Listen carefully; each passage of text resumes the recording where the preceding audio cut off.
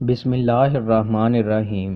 رسول اللہ صلی اللہ علیہ وآلہ وسلم نے ارشاد فرمایا، جب رمضان کا مہینہ آتا ہے تو آسمان کے تمام دروازے کھول دیے جاتے ہیں، جہنم کے دروازے بند کر دیے جاتے ہیں اور شیاطین کو زنجیروں سے جکڑ دیا جاتا ہے۔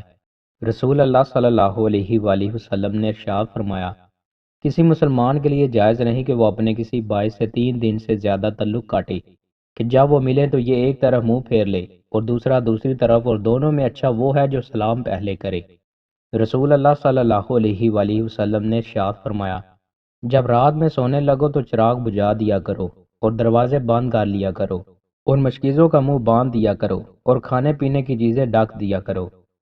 رسول اللہ صلی اللہ علیہ وآلہ وسلم نے ارشاد فرمایا، ہر نبی کو ایک دعا حاصل ہوتی ہے جو قبول کی جاتی ہے، اور میں چاہتا ہوں کہ میں اپنی دعا کو آخرت میں اپنی امت کی شفاعت کے لیے محفوظ رکھوں۔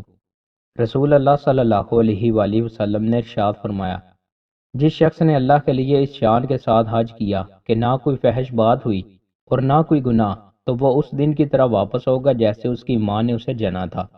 رسول اللہ صلی اللہ علیہ وآلہ وسلم نے ارشاد فرمایا، میرے دونوں نواسے حسن و حسین دنیا میں میرے 2 پھول ہیں۔ رسول اللہ صلی اللہ علیہ وآلہ وسلم نے ارشاد فرمایا، جب مسلمان اپنے گھر میں اپنے جوڑوں بال بچوں پر اللہ کا حکم ادا کرنے کی نیت سے خرچ کرے تو اس میں بھی اس کو صدقے کا ثواب ملتا ہے۔ انسان کی آزمائش۔ رسول اللہ صلی اللہ علیہ وآلہ وسلم نے ارشاد فرمایا، بندے کی آزمائش اس کے دین کے مطابق ہوتی ہے، اگر وہ دین میں سخت اور پختہ ہے تو آزمائش بھی سخت ہوگی، اور اگر دین میں نرم اور ڈھیلا ہے تو مصیبت بھی اس انداز سے نرم ہوگی۔ مصیبتوں سے بندے کے گناہوں کا کفارہ ہوتا رہتا ہے، یہاں تک کہ بندہ روئے زمین پر اس حال میں چلتا ہے کہ اس پر کوئی گناہ نہیں ہوتا۔